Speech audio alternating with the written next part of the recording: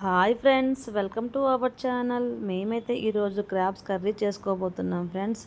చూసారా friends, crabs చిన్న చిన్న క్రాబ్స్ అండి. వీటిని నీట్గా క్లీన్ చేసి కడిగి పెట్టుకున్నానండి. ఇవి కిలో ఉంటాయండి. క్రాబ్స్ కర్రీ కోసము ఆనియన్స్, వెల్లుల్లిపాయలు, అలాగే పచ్చిమిర్చి, లవంగ, ఇలాచి, దాల్చిన చెక్క అండి. ఇవన్నీ అయితే మనము గ్రైండ్ చేసి పెట్టుకోవాలి. దానికోసం నేను ముందుగానే ప్రిపేర్ చేసి పెట్టుకున్నాను. ఈ కర్రీ కోసము నేనైతే టమోటా కూడా యూజ్ చేస్తున్నానండి. 3 టమోటాస్ అయితే తీసుకున్నాను. అవి కూడా కట్ చేసి పెట్టుకున్నాను అనమాట. చింతపండు ఒక 50 గ్రామ్స్ ఉంటుందండి చింతపండు. వీటిని నీట్గా కడుక్కోవాలండి. చింతపండుని కడిగి కొంచెంసేపు నానబెట్టుకోవాలన్నమాట. చింతపండు పులుసు కోసం అనమాట. పులుసు తీసుకోవాలి కదా. ఇవన్నీ ఏంటైతే వాటర్ వేసుకుంటున్నాను నేను.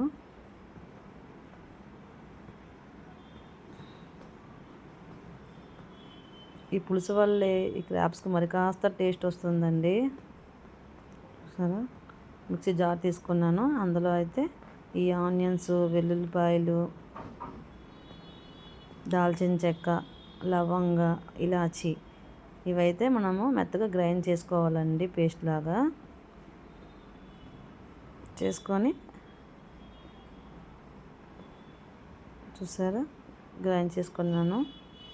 ఇప్పుడైతే కర్రీ వండుకోవడానికి అయితే ఒక గిన్నె పెట్టుకున్నానండి స్టవ్ పైన.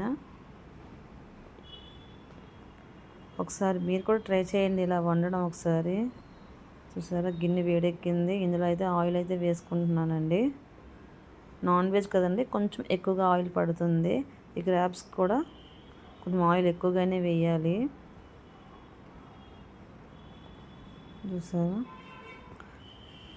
తాలింపు కోసం జీలకర్ర అండి. ఫస్ట్ జీలకర్ర వేసుకుంటున్నాను. ఇందులోనే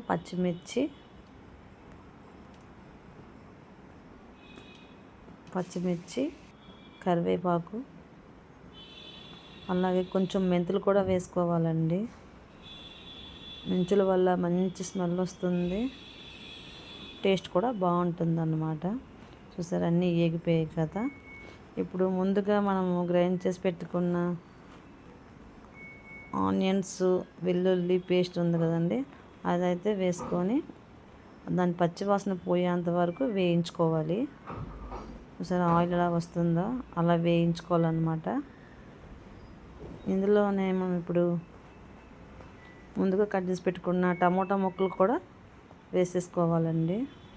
ఒకసారి నీట్గా కలుపుకొని మొత్తం మిక్స్ చేసుకోవాలండి. ఈ టమోటా ముక్కలు కూడా బాగా మగ్గిపోవాలన్నమాట. దీనిలోనే ముందుగానే సాల్ట్ అండి. సాల్ట్ వేయడం వల్ల ముక్క మెత్తపడుతుంది, టేస్ట్ కూడా బాగానే ఉంటుంది. మీకు సరిపడా సాల్ట్ వేసుకోండి. మీకు టేస్ట్ సరిపడా సాల్ట్, అలాగే ఒక స్పూన్ పసుపు అయితే వేసుకోండి. నేను తలనే వేసుకున్నాను. ఒకసారి మూత పెడుతున్నానండి. చూడండి, మూత పెట్టి అవి మగ్గేంత వరకు మధ్య మధ్యలో కలుపుతూ ఉండాలండి.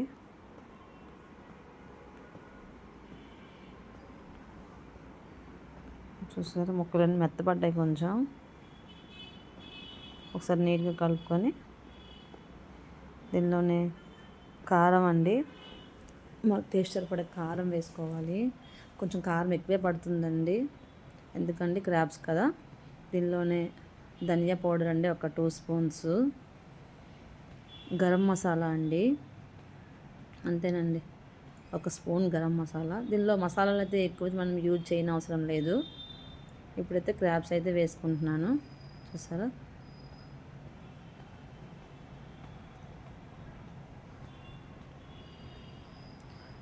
ఎప్పుడు తిన్నవారు కూడా ఇలా వండి ట్రై చేసి తింటే ఇంకా మీరు ఎప్పుడు క్రాబ్స్ తెచ్చుకొని తినాలనిపిస్తుంది మీకైతే మాత్రం.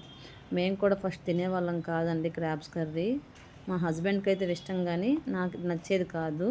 కానీ ఒకసారి ఇలా వండి ట్రై చేశాను. అప్పటి నుంచి నాకైతే క్రాబ్స్ అంటే ఇష్టంగా మేము కూడా తింటున్నామండి.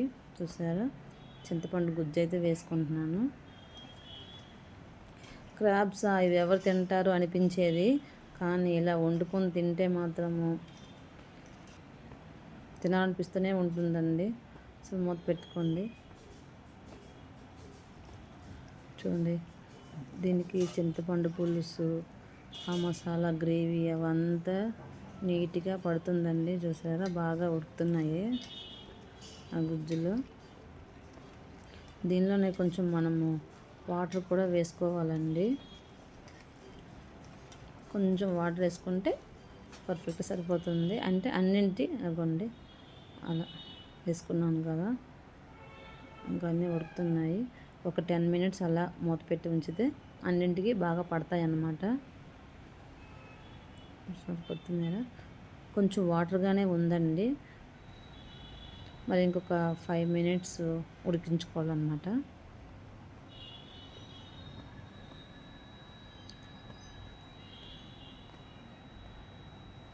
ఒకసారి నీట్గా కలిపి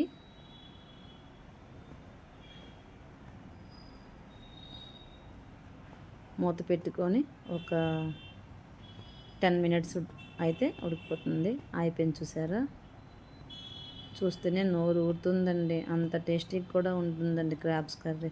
మీరు కూడా ట్రై చేయండి ప్లీజ్ అండి. లైక్ చేయండి, సబ్స్క్రైబ్ చేసుకోండి. Bye bye friends.